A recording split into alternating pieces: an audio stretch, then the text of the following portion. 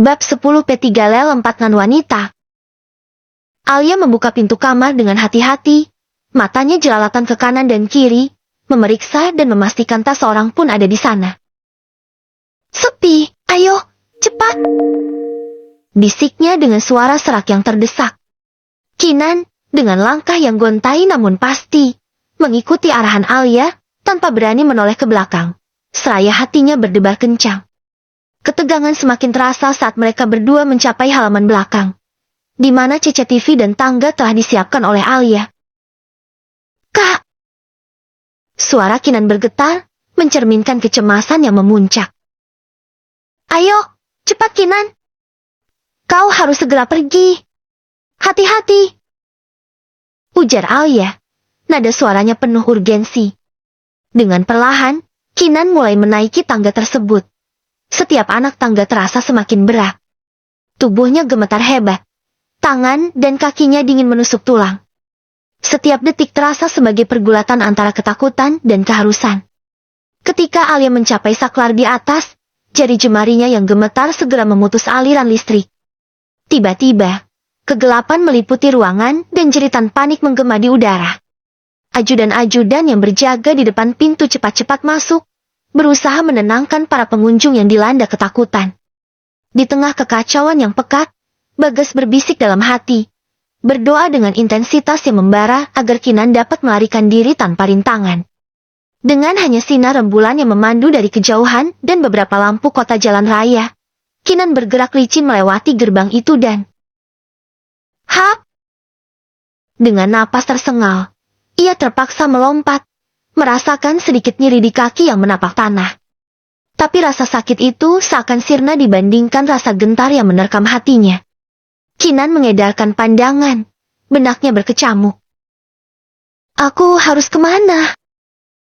Keputusasaan memeluknya erat.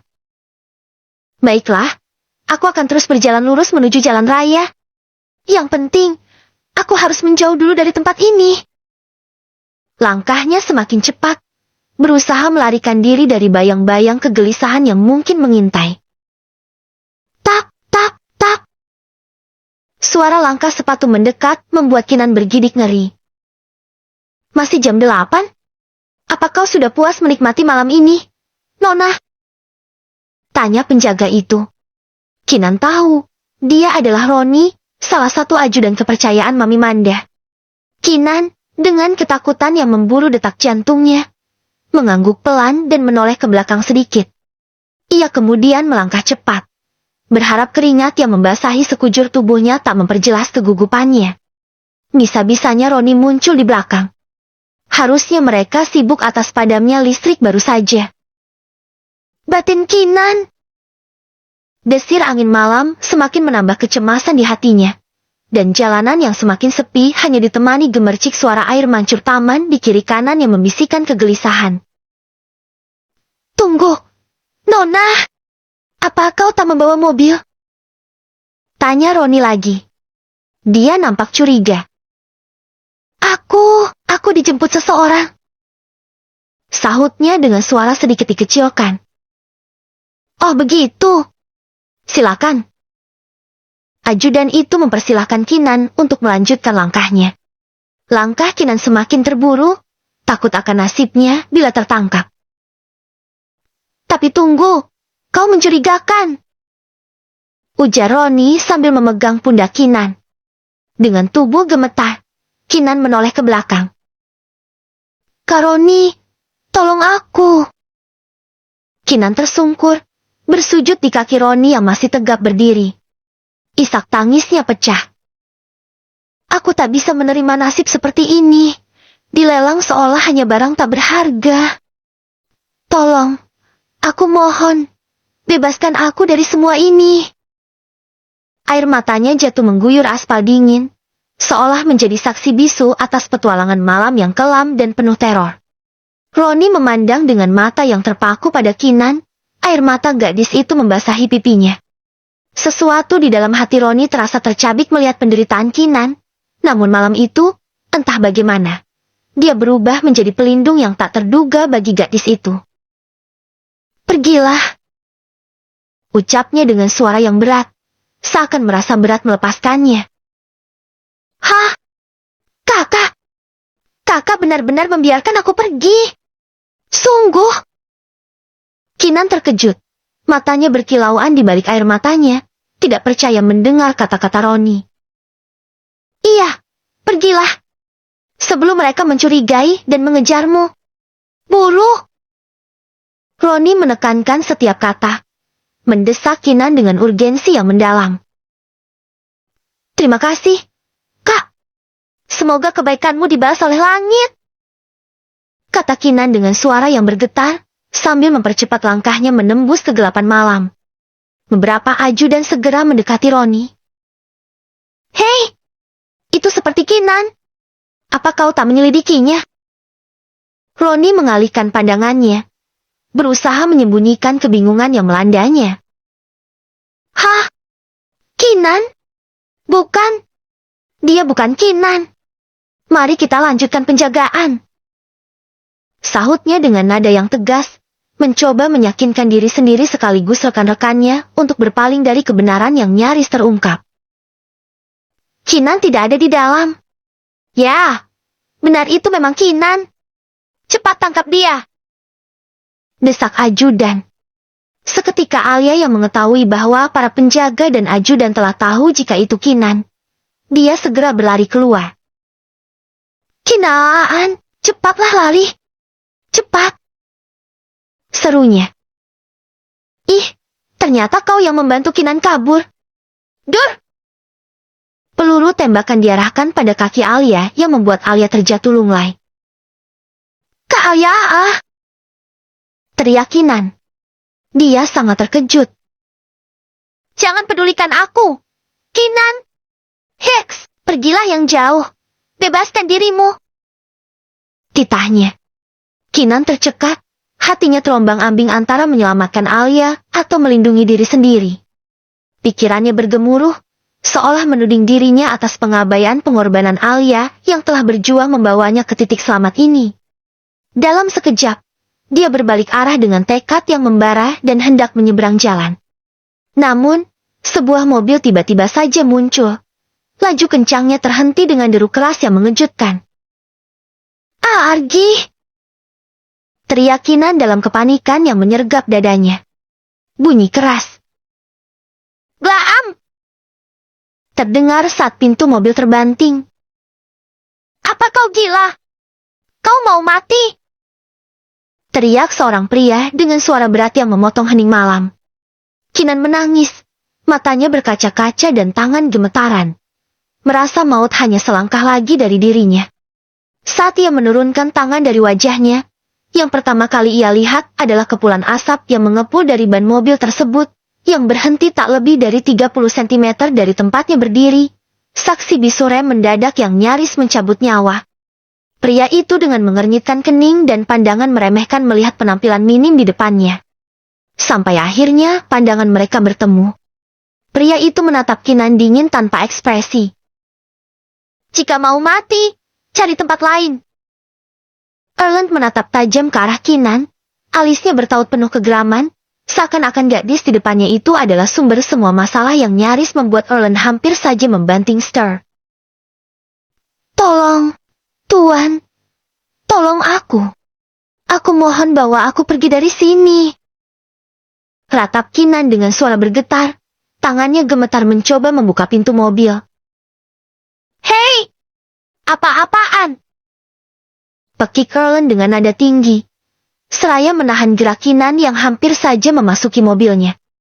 Tiba-tiba, seorang ajudan Mami Manda mendekat. Tangannya yang besar mencengkeram bahu Kinan dan mengangkatnya seperti karung beras. Permisi, kami akan membawa gadis ini kembali ke tempatnya. Ujar ajudan itu dengan suara dingin. Jangan, aku nggak mau. Lepaskan aku. Huah, huah. Kinan menggelepar. Tangannya yang kecil memukul punggung pria yang membawanya. Namun tak berdaya. Hei, kenapa dia menangis? Lepaskan saja dia. Seru Erland, tergugah oleh ratapan Kinan yang memilukan.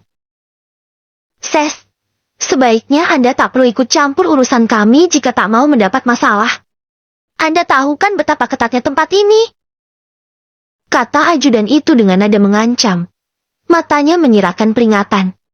Dalam kerumunan itu, Kinan menatap Erlen dengan harapan yang kian pudar, mata berkaca-kaca dan hati yang terkoyak.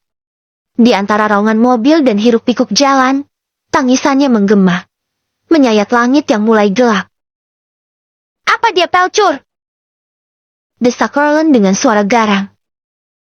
Ya, Tuan. Dia adalah pelacur yang mencoba melarikan diri dari sini. Jawab ajudannya. Dasar silan.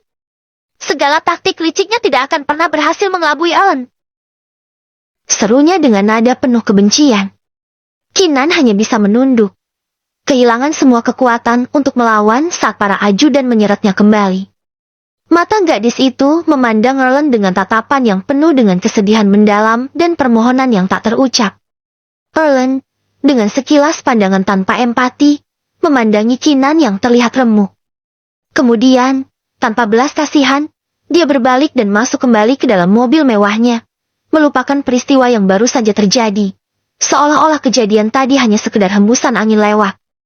Sementara Kinan, dia sudah lelah meronta-ronta. Tenaganya sudah habis. Para ajudan memasukkan Kinan ke dalam ruangan dan mengunci pintunya hingga pagi menjelang. Ceklek! Bagas membuka pintunya. Dia sedih melihat Kinan duduk di pojok tembok. Tatapannya begitu nanah. Telapak tangannya merah karena terlalu banyak memukul pintu semalam berharap akan terbuka. Lalu, Bagas menghampiri Kinan. Kinan, ayo makan dulu. Titahnya. Kak, aku takut jika yang membeliku adalah pria jahat. Bagaimana? Ucap Kinan, cemas. Tidak ada yang tahu siapa yang akan membelimu. Kau berdoa saja. Semoga yang membelimu adalah pria baik. Sekarang lebih baik kau makan ya. Nanti kau sakit sebelum bertempur di medan perang. Kata Bagas. Iya, Kak. Tapi aku takut. Heks. Jangan takut. Hadapi apa yang ada di depan. Kak, bagaimana dengan Kak Alia? Aku sangat khawatir dengannya. Dia celaka karena hendak menolongku. Semua ini gara-gara aku, Kak. Ucap Kinan penuh penyesalan. Kau jangan khawatir. Alia sudah berada di rumah sakit dan ditangani oleh dokter. Ayo, makanlah dulu. Jangan sampai kau sakit ya. Kau harus kuat. Kinan. Erlen sedang suntuk di rumah. Sepulang dari bekerja, dia memutuskan untuk langsung mengunjungi klub malam tersebut dan masuk ke dalam ruang Fei. Hai, tumben kau kesini tanpa diundang? Tanya Neisen yang ternyata juga ada di situ. Aku hanya ingin minum. Jawab Erlen sembari menjatuhkan bokongnya di sofa, di samping Neisen dan menuangkan botol whisky ke dalam gelas yang telah dipesan oleh sahabatnya itu. Erlen melirik ke kanan dan ke kiri sembari melonggarkan dasinya dan membuka kancing ke meja paling atas. Kemana wanita-wanita yang biasa melayanimu? Sekarang tak ada lagi wanita-wanita penghibur di sampingku, karena aku akan mendapatkan gadis yang selama ini kuincar. Dia sudah dikeluarkan dari kandang. Kata Neisen dengan senyum lebar. Hah? Apa sih maksudnya? Erlen tak mengerti. Kau lihat di depan sana ada pelelangan, dan gadis itu adalah salah satunya. Belasan, puluhan bahkan ratusan juta akan aku bayar asalkan bisa mendapatkannya. Ujar Neisen dengan mantap. Jangan bilang kau akan membeli seorang pelacur di sini. Erlen memicingkan matanya. Hahaha, sekali seumur hidup boleh kan? Setelah itu, aku tak akan membutuhkan wanita-wanita penghibur lagi. Ujar Neisen, mantap. Kau sudah gila 4. Ucap Erlen sembari beranjak dari sofanya dan pergi begitu saja. Hei, kau mau kemana? Tanya Neisen. Toilet. Jawab Erlen. Setelah selesai dari toilet, Erlen tergoda untuk menyusuri ruangan, ingin tahu bagaimana jalannya acara. Sambil berjalan, matanya mencermati banyaknya wajah tua di sekitarnya. Aneh, di usia yang seharusnya diperuntukkan memperdalam ibadah, mereka malah asyik di sini, sibuk membidik barang lelang. Keluh Erlen sambil menggelengkan kepala dengan pandangan yang sinis. Mata Erlen tak berhenti berkeliling, mencari sosok gadis yang sempat hampir tertabrak, yang sempat dibicarakan Nathan. Mana sih? Gumamnya. Langkahnya makin mempercepat mendekati panggung. Harapannya makin membuncah, rasa penasarannya kian menggebu. Dengan setiap detik, keingintahuannya semakin tak terbendung. Di antara kerumunan gemerlap, terlihat 3 gadis anggun berjajar, mengenakan gaunan indah. Namun, satu di antaranya tampak muram dengan matanya yang sembab. Wajahnya memancarkan kesedihan yang tak terperi.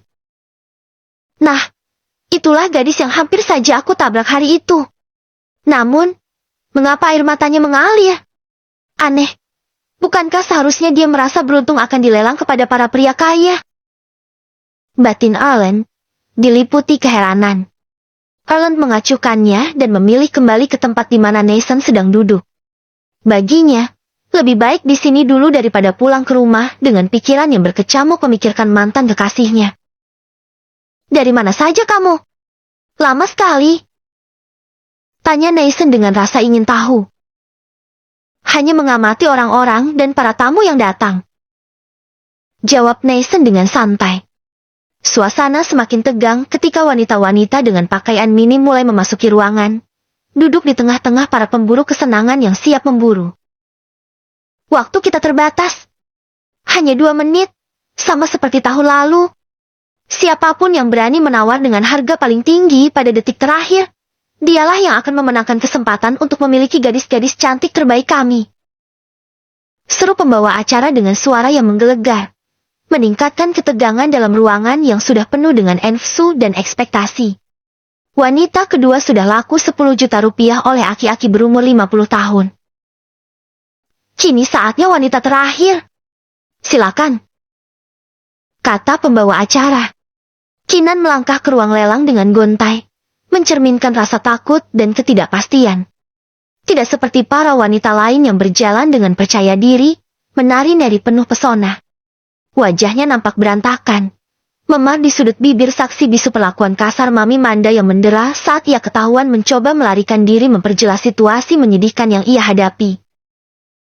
Inilah wanita yang terakhir, teriak pembawa acara dengan nada bangga. Tawa dan sorak-sorai para tamu yang haus akan kepemilikan memenuhi ruangan. Setiap tawar-menawar yang dilemparkan semakin membuktikan betapa kejamnya dunia ini bagi seorang Kinan. Tiba-tiba, seorang pria, Nathan, melemparkan tawaran yang membuat semua orang terdiam. 50 juta! Katanya dengan sebuah senyum penuh kemenangan. Di sampingnya, Erlen hanya menggelengkan kepala sambil tetap fokus pada layar ponselnya, menggumamkan kata-kata penuh sinis. Helah, 50 juta terbuang sia-sia. Nathan menoleh kepadanya, matanya berkilat antusias. Len, lihatlah gadis itu. Sungguh menggemaskan. Aku tak sabar untuk membawanya pulang. Ujarnya, hampir bisa dirasakan debaran jantungnya yang terpacu oleh adrenalin. Rasa sakit dan keputusasaan yang ditanggung Kinan semakin dalam. Ia terperangkap dalam tawaran dan sorakan, tanpa secercah harapan untuk meloloskan diri dari mimpi buruk yang tak pernah ia bayangkan sebelumnya. Dunia mungkin terus berputar, tetapi bagi Kinan, waktu seolah terhenti, menjebaknya dalam keniscayaan yang kelam. Tapi gadis itu sepertinya tenggelam dalam lautan kesedihannya. Nathan, ucap Nathan dengan suara yang bergetar penuh simpati. Mendengar kata tangisan, Erlen langsung mendongak, matanya mencari sosok yang dimaksud. Dan di sana, di tengah kerumunan, dia melihat gadis itu. Wajahnya basah oleh lapisan air mata yang tak henti-hentinya mengalir. Sesaat kemudian, si pembawa acara bertanya dengan antusias. Apakah ada lagi yang lebih tinggi? 80 juta. teriak seorang pria tua dengan rambut yang sudah sepenuhnya putih. Semua mata tertuju padanya, terkejut dan tak percaya. Kinan, yang berdiri tak jauh, memegangi perutnya, rasa mual memenuhi rongga perutnya. Astaga, itu aki-aki. Kenapa harus aki-aki? Menyentuhnya saja aku tak mau, apalagi harus melayaninya. Nathan berulang kali mengangkat papan lelang. Dadanya bergemuruh dengan rasa cemas dan determinasi. 100 juta? Suaranya bergetar, mencerminkan harapan yang terdesak agar tidak ada yang berani menaikkan harga. Astaga, dia orang yang paling aku takuti. Hex, ya Tuhan, berikanlah aku jalan untuk keluar dari keadaan ini. 200 juta? Tiba-tiba, nada licik menyelinap di ruang lelang, menaikkan harga yang membuat Nathan tercekik frustasi. Dengan rasa yang tak terhindarkan, ia terpaksa menyebut angka yang lebih tinggi, terbakar oleh keinginan yang membara untuk memiliki Kinan. 300 juta. Ucapnya, sambil sekali lagi mengangkat papan dengan nominal yang membuat hatinya sesak. Nathan tersenyum dengan puas penuh rasa percaya diri, memandangi Kinan yang berdiri mempesona dengan balutan pakaian yang menggoda. 300 juta rupiah. Tidak ada lagi yang akan berani, bukan? Dan setelah ini, kau akan menjadi milikku, Kinan. Senyumnya memadu campur antara kemenangan dan nafsu yang tak terbendung, menerjang norma dan tatanan, semua demi mengklaim hadiah yang telah lama ia impikan.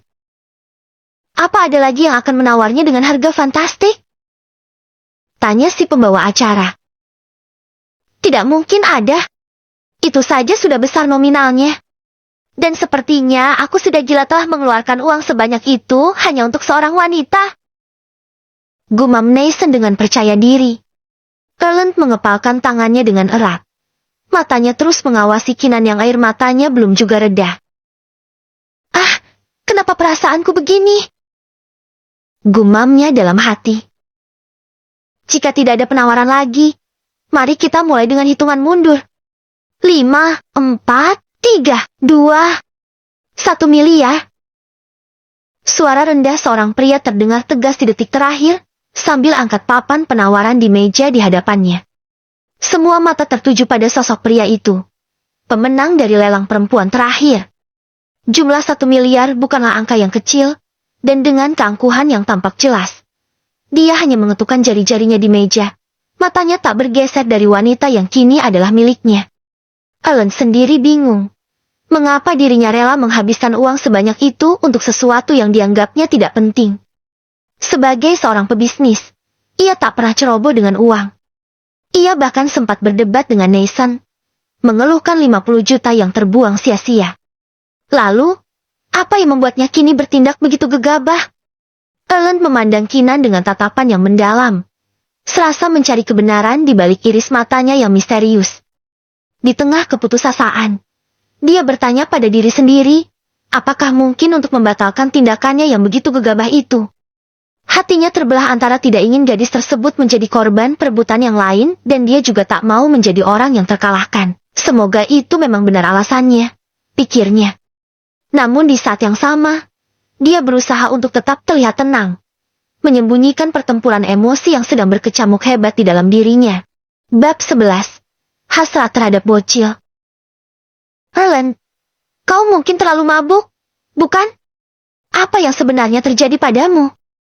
Kamu hanya ingin membantuku, kan? Tapi aku tidak pernah berpikir untuk mengeluarkan uang sebanyak itu hanya untuk seorang wanita. Ucap Nathan, raut wajahnya mengerut penuh kebingungan sambil tangannya mengusap leher belakang. Nathan menelan ludah. Matanya terpaku pada angka yang tertera. 300 juta saja sudah membuatnya gelisah, apalagi hingga 1 miliar. Hatinya berdebar-debar, tangan dingin. Kinan juga pasti akan menjadi miliknya tanpa perlu Erland masuk campur dalam proses tawar-menawar. Bukankah tidak ada yang berani menaikkan tawaran setelah angka 300 juta itu dicapai? Keadaan semakin runyam dalam benak Nathan. Dia tahu, ayahnya pasti akan marah besar mengetahui ada dana perusahaan yang mengalir entah kemana. Belum lagi jika diketahui bahwa uang tersebut digunakan untuk membeli seorang wanita. Nathan dapat merasakan gelombang kekhawatiran menghantamnya. Serasa dunia akan runtuh menjelang badai yang akan datang. Ellen berdiri membisu, tanpa menoleh pada kata-kata yang dilontarkan Nathan. Ada guratan ketegaran di wajahnya yang memancarkan keberanian yang sulit dipahami. Ellen, bisakah kau menjelaskan apa yang telah terjadi padamu? Desakan Nathan semakin mendesak, menggali lebih dalam pada konflik yang membara. Ellen menarik napas panjang, menghela segala keraguannya sebelum menjawab dengan suara yang berat. Aku paham dan aku sadar. Maafkan aku. Aku telah memutuskan bahwa wanita itu aku beli untukku sendiri. Bukan untuk dijadikan tawaran lagi pada siapapun. Tegasnya, meninggalkan Nathan yang terpaku, seolah dunia sempat berhenti berputar. Seraya berjalan pergi, ada rona keputusasaan yang melukis wajah Nathan. Apa yang baru saja dikatakan Ellen? Tanyanya pada diri sendiri, seakan mencoba mencerna kembali segala kenyataan yang baru saja terungkap. Otaknya mendadak ngeblan dan linglung untuk beberapa saat. Saat kembali terkenek, dia baru tersadar, sahabat yang dipercayainya itu telah mengambil wanita yang selama ini menjadi incarannya. Ellen, brengsek kau! Seru Nathan, sambil bergegas mengikuti langkah-langkah Ellen menuju kasir. Tiap tapaknya terasa lebih berat, dipenuhi oleh rasa dikhianati, namun juga dorongan untuk menghadapi konfrontasi yang tak terhindarkan. Len, ini benar-benar serius? Suara Nathan terdengar ragu, mencoba untuk memahami sekali lagi. Ellen hanya memberikan pandangan singkat. Matanya tidak terlepas dari kertas-kertas transaksi yang terhampar di hadapannya. Dia tidak bergeming, seolah segala sesuatu selain dokumen penting di depannya tidak layak mendapat perhatian. Silahkan. Nona Kinan kini milik Anda, Tuan. Ujar seorang pria dengan nada formal setelah sesi penandatanganan selesai. Cek kakak. Ellen berdecak kesal ketika dia akhirnya berhenti melangkah karena dihadang oleh Nathan. Ada apa, Nak? Kau menggangguku. Kau masih ingat, kan? Bahwa aku ini sahabatmu. Nada Nathan mencampurkan kebingungan dan sedikit kekecewaan. Ellen menghela napas berat. Terserah kau, Nak. Katanya, sebelum dia bergegas melewati Nathan, menunjukkan sisi punggungnya yang dingin. Dengan langkah besar, Ellen pergi mengambil barang berharganya Kinan. Wanita cantik yang bernilai 1 miliar. Nathan terpaku di tempatnya, rasa tak percaya meluap dalam dada. Dia masih tak bisa memahami, bagaimana mungkin Ellen, sahabatnya, dengan mudahnya membeli seorang wanita dengan harga fantastis. Biasanya Ellen bahkan enggan menoleh pada tawaran wanita. Namun kini, Nathan hanya bisa pasrah. Menonton punggung Ellen yang menghilang, membawa Kinan ke suatu tempat yang jelas-jelas akan menjadi awal dari petualangan yang tak terduga. Kemana lagi kalau bukan ke hotel? Dengan langkah tergesa-gesa, Ellen menarik Kinan memasuki hotel yang baru saja dia pesan beberapa menit lalu. Keluh Kinan. Wajahnya meringis kesakitan ketika Ellen menggenggam pergelangan tangannya dengan keras. Tanpa mengucapkan sepatah kata pun, Ellen membuka pintu kamar dan segera mendorong tubuh Kinan agar masuk. Begitu pintu tertutup, dengan cepat dia menekan tubuh Kinan ke dinding, mengumnya dengan kasar, mendesak dan memaksakan. Kinan mencoba melawan, menutup rapat bibirnya, tetapi Ellen semakin agresif, terdorong oleh kabut nafsu yang menebal di benaknya. Desakan-desakan dalam dirinya yang telah lama terpendam kini menemukan jalan keluar. Ditambah lagi oleh pikiran bahwa dia telah menghabiskan banyak uang demi momen ini. Gairahnya semakin tak terkendali, menelan semua rasa etika dan moral yang seharusnya menahan dirinya. Ellen melepaskan cengkeramannya, terkejut mendapati wanita itu hanya menatap kosong tanpa respon sedikit pun. Hatinya berdesir, mencoba mencerna keheranan ini. Belum pernah sebelumnya wanita manapun bisa bertahan dari daya tariknya. Bukankah dia seorang pelcur? Seharusnya keahliannya dalam urusan ranjang tidak bisa diragukan. Namun, mengapa rasanya dia begitu asing dan canggung? Bagaikan seorang gadis yang masih tersegel. Erlen bergumam dalam kebingungan yang menyelimuti pikirannya. Permainan apa lagi ini? Di luar sana, banyak wanita yang mendambakan belah kesatuanku. Tapi dia, dengan dingin, menolakku seolah aku adalah racun yang mematikan. Amarah dan kecewa bercampur dalam dada Erlen. Dengan gerakan cepat, Erlen melepaskan celana jeansnya, berdiri hanya dengan boxer di hadapan Kinan. Otot-ototnya menegang, mencerminkan kekuatan dan kerentanan sekaligus. Oh, Simpatlan. Mengapa aku malah merasa seperti gagak lo yang berusaha merayu tamu wanita? Keluhnya, frustasi meluap tidak tertahankan. Ruangan itu kemudian diselimuti keheningan yang pekat. Kinan masih terpaku, menatap tubuh pria di depannya yang terpahat sempurna, mencoba memahami perasaan yang menggelayuti hati dan pikirannya. Buka gaunmu! Erlen memerintahkan dengan suara yang berselimut kejam. Apa? Suara Kinan tercekat, menghentakkan rasa takut yang tiba-tiba membanjiri hatinya. Buka gaunmu! Sekarang juga! Betty gantaknya lagi dengan nada suara yang lebih keras. Mata Kinan membulat dalam ketakutan.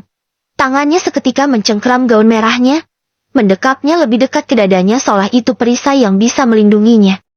Erlen melangkah mendekat dengan tatapan yang menuntut. Baiklah, tapi ingat, akibatnya akan jadi tanggunganmu jika aku harus bertindak dengan caraku. Desisnya kemudian dengan nada mengancam. Tangan kasarnya dengan cepat menjangkau Kinan, mengangkuk lembutnya dan mendekatkan tubuh mereka dengan paksa. Kinan meraung kesakitan ketika Erlen dengan liar menjangkau area pribadinya dan merobek gaunnya dengan brutal. Bibir Kinan dirampas dengan rakus seolah ingin memenjarakan setiap detik sah napasnya. Namun, Kinan hanyalah boneka dalam cengkramannya, tak berdaya dan lelah. Setiap sentuhan dari Erlen yang seharusnya membangkitkan gairah hanya semakin memilukan hati Kinan.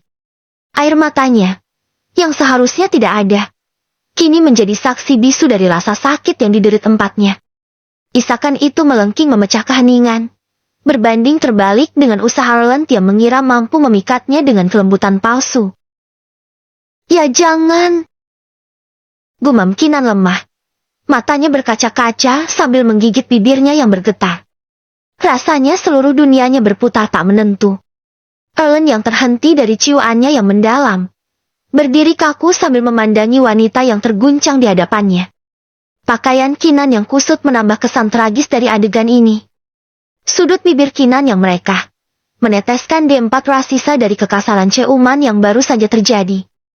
Sesuatu di dalam Erlen bergejolak, sebuah perasaan bersalah dan tak tega kepada Kinan. Apa yang terjadi padamu? Kenapa kau menangis seperti ini? Erlen berseru dengan nada tinggi yang menyiratkan rasa frustrasi yang mendalam. Kinan hanya bisa terdiam, lututnya gemetar, nyaris tak mampu menopang berat tubuhnya sendiri. Rasa takut yang mendalam merayapi seluruh tulang belulangnya saat Erlen mendekat. Lelaki itu mengangkat dagu Kinan, memaksanya menatap langsung ke dalam mata yang sedang bergolak. Aku pasti sudah gila 4. Des Erlen dengan suara parau, sebelum dia kembali menkum sudut bibir Kinan yang bertempat rah, kali ini dengan cara lebih halus. Ciman yang lembut namun tragis, bagai upaya menebus segala yang telah terjadi, sambil merasakan rasa sakit yang sama yang Kinan rasakan. Kinan memejamkan matanya merasakan perih di bibirnya mendapatkan perlakuan baru saja dari Erlen. Tidak lama kemudian, Erlen melepaskan pagutannya dan kembali menatap Kinan. Aku berikan kau waktu sampai siap. Tapi jangan lupakan bahwa kau adalah pelcur dan tugasmu memuaskanku. Bisiknya parau pada telinga Kinan.